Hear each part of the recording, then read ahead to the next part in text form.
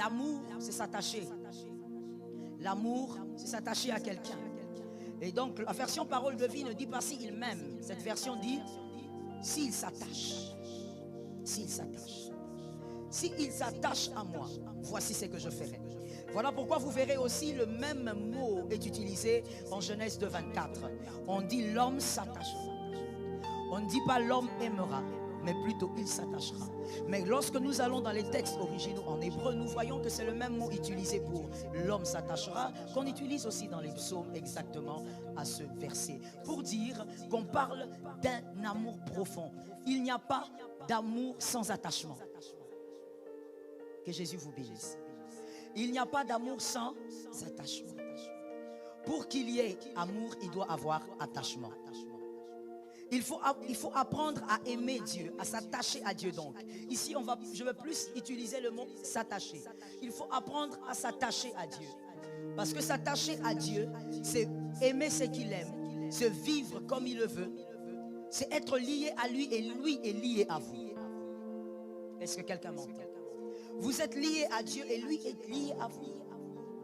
Vous êtes concerné par les choses de Dieu et lui, il est concerné par votre vie.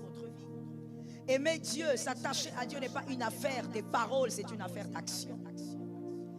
Quand vous dites j'aime, c'est très bien de le dire, mais c'est mieux d'agir comme une personne qui aime. Et agir comme une personne qui aime, c'est s'attacher. Lorsqu'on s'attache, on manifeste l'amour. Parce que lorsqu'on est attaché, on commence à faire les choses selon le cœur de celui qu'on aime. Qui est cet homme qui aime sa femme, qui va commencer à faire les choses pour blesser sa femme continuellement? Lorsqu'on aime sa femme, on est attaché à sa femme, on fait des choses pour plaire à sa femme. Lorsqu'on aime son mari, on fait des choses pour plaire à son mari. On ne peut pas dire, moi j'aime mon mari, mais à longueur de journée, vous faites des choses qui blessent. Lorsque vous dites que vous aimez Dieu, vous êtes attaché à Dieu, alors faites des choses qui plaisent à Dieu.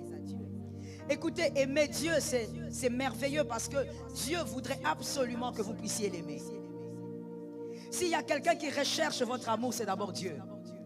Dieu recherche cet amour. Pourquoi? Parce que c'est dans votre intérêt. Que quelqu'un me dise, c'est dans mon intérêt.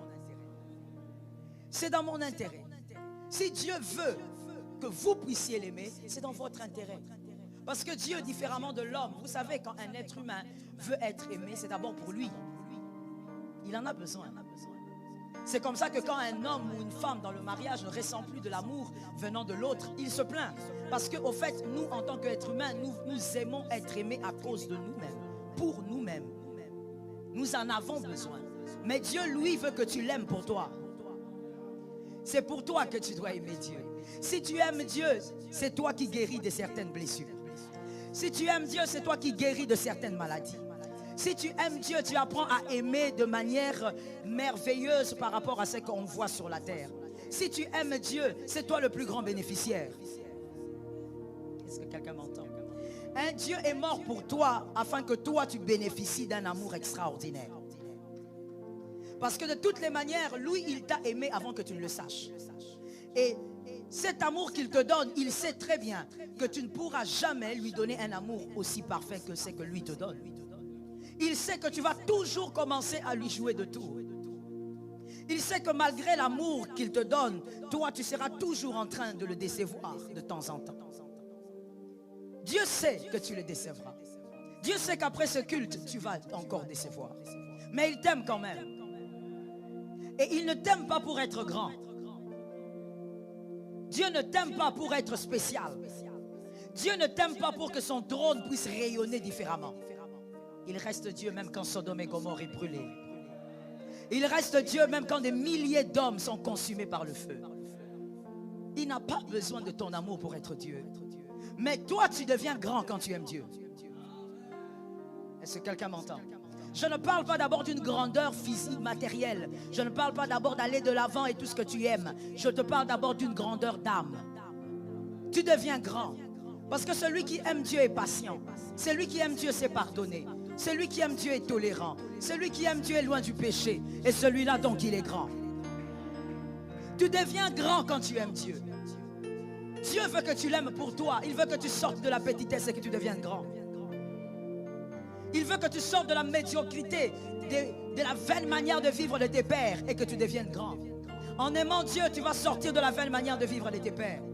Non, dans notre coutume, on ne fait pas ceci. Non, si je fais ceci, je veux perdre un enfant. Oh mon Dieu, être lié à ce niveau, quelle souffrance. Mais Dieu veut que tu l'aimes pour que tu sois délivré de toutes ces choses.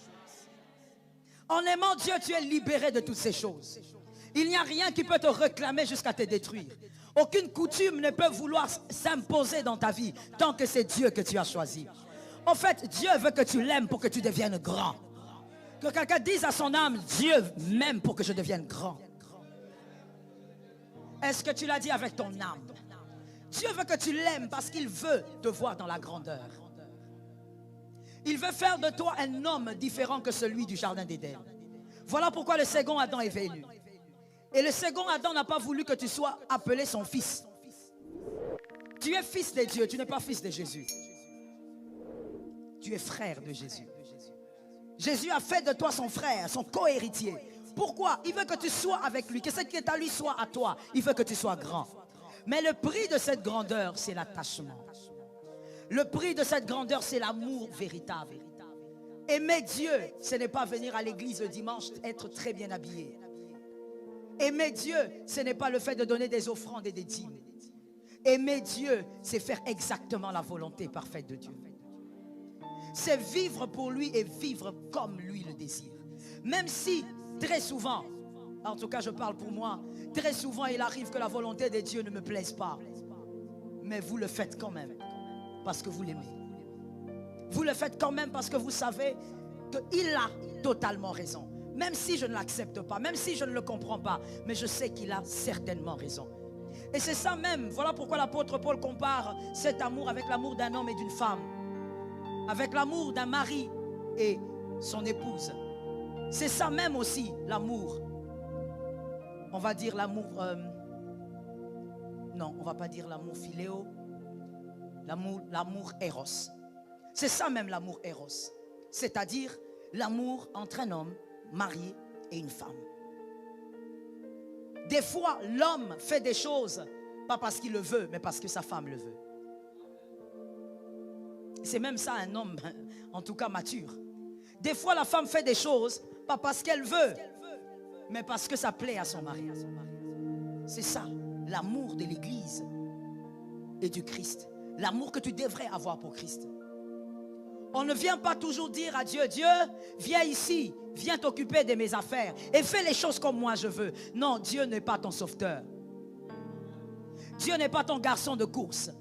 Il n'est pas là pour entrer dans ton affaire. Moi, j'aime pas beaucoup cette phrase. Seigneur, entre dans mon affaire. Non, non, il ne va pas entrer dans ton affaire. C'est toi qui vas entrer dans son affaire. C'est à toi de t'accommoder à la volonté de Dieu.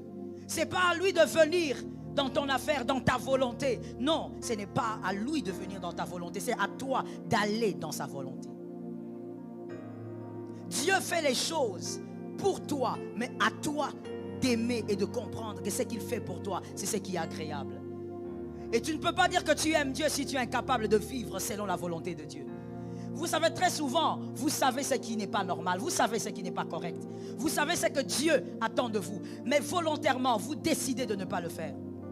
Mais en même temps, vous dites, j'aime Dieu, Dieu sait que je l'aime. Mon frère, l'amour ne passe pas seulement par les phrases. L'amour, c'est comme la foi, ça se démontre. L'amour ne se cache pas dans le cœur, comme la majorité d'hommes congolais aiment dire. Non, maman, elle sait que je l'aime. Au fond de moi, elle sait que je l'aime. Si je ne l'aimais pas, je n'allais pas rester avec elle dans la même maison.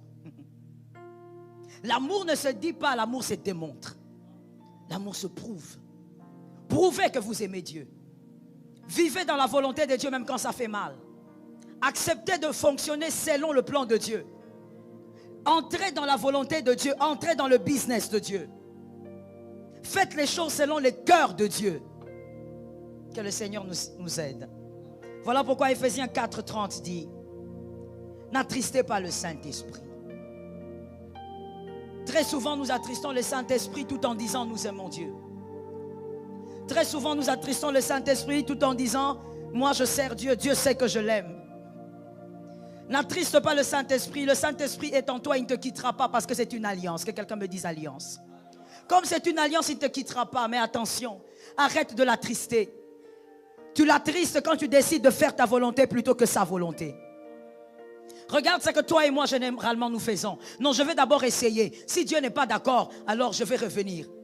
Non, n'essaye pas de faire autre chose que la volonté de Dieu. N'utilise pas Dieu. Tu n'as pas besoin d'utiliser Dieu. Vis avec Dieu.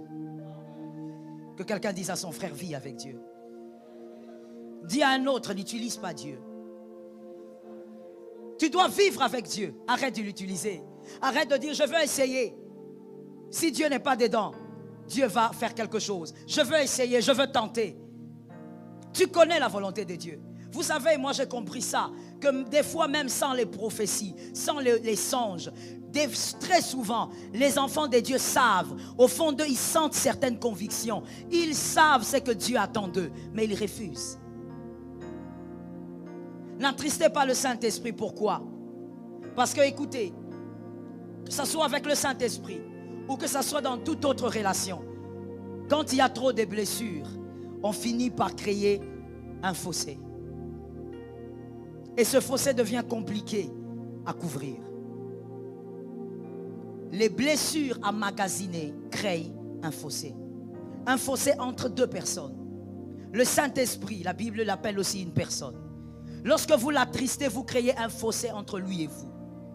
Le Saint-Esprit sera en train de parler dans un culte. Vous, le Saint-Esprit ne vous dit rien. Il ne vous parle plus. Le Saint-Esprit va visiter le peuple dans un culte. Vous n'êtes pas visité. Pourquoi? Parce que vous l'avez tellement attristé que vous avez créé un fossé.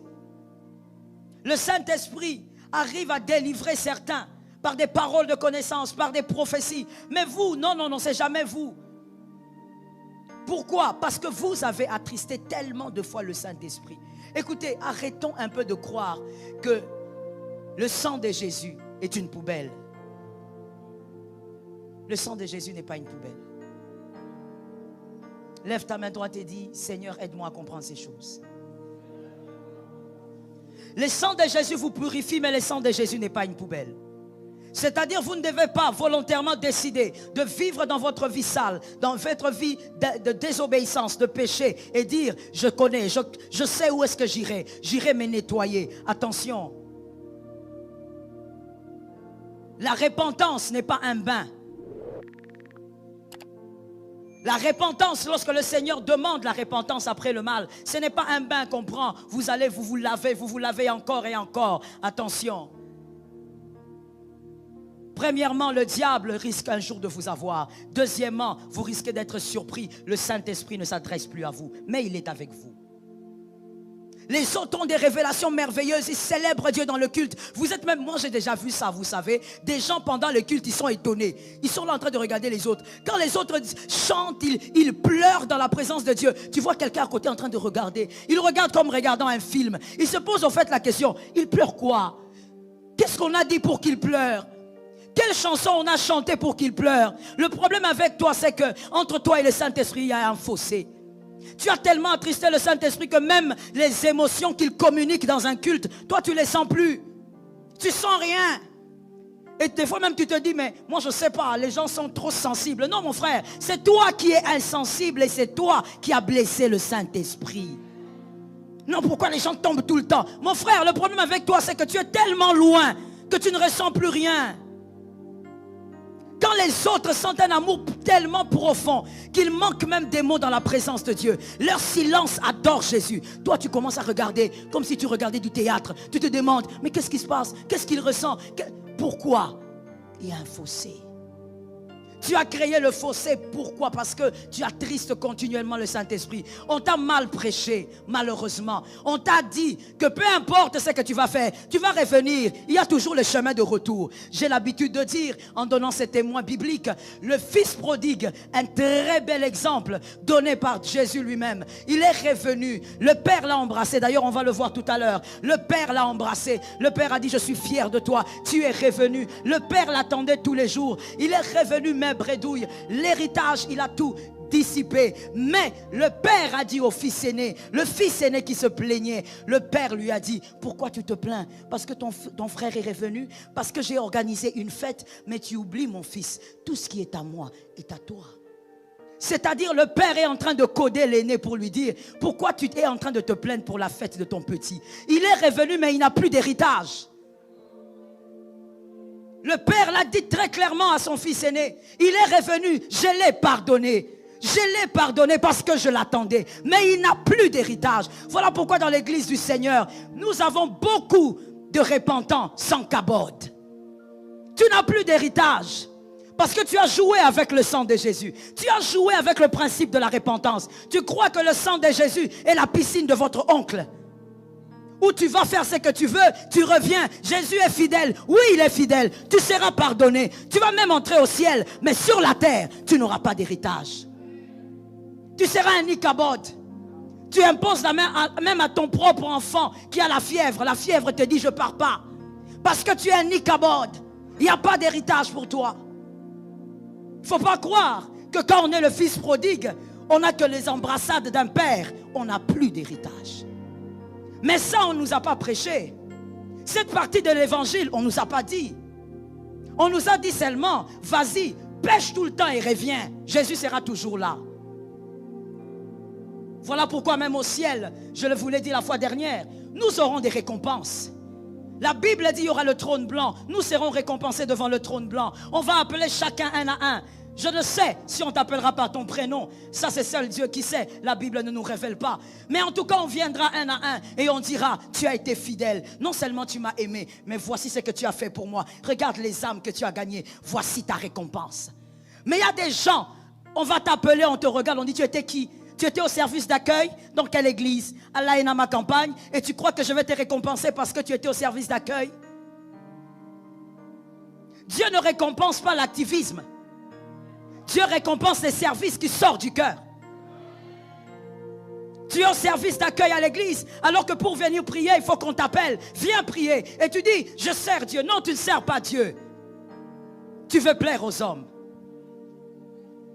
On ne peut pas dire qu'on aime Dieu alors qu'on continue de plaire aux hommes alors qu'à Dieu. Tout ce qu'on doit faire doit être pour Dieu.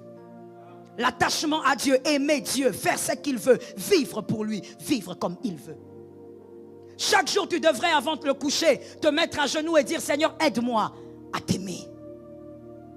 Je ne t'aime pas encore assez. Apprends-moi à t'aimer. Est-ce que quelqu'un me capte? Nous sommes devenus insensibles dans la présence de Dieu. Et même des fois, les adorateurs, vous chantez, vous adorez, mais vous ne dégagez rien. Pourquoi? Vous avez tellement blessé le Saint-Esprit qu'il n'y a pas de cabode. Oh God, lorsque David chantait, les démons quittaient Saül. J'ai besoin des amens.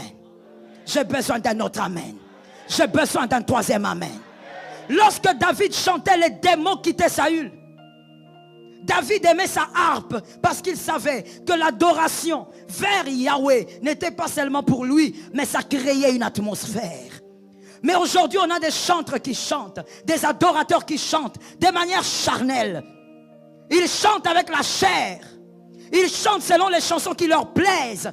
On ne vient pas chanter les chansons qui nous plaisent. On chante les chansons à l'adoration de Jésus.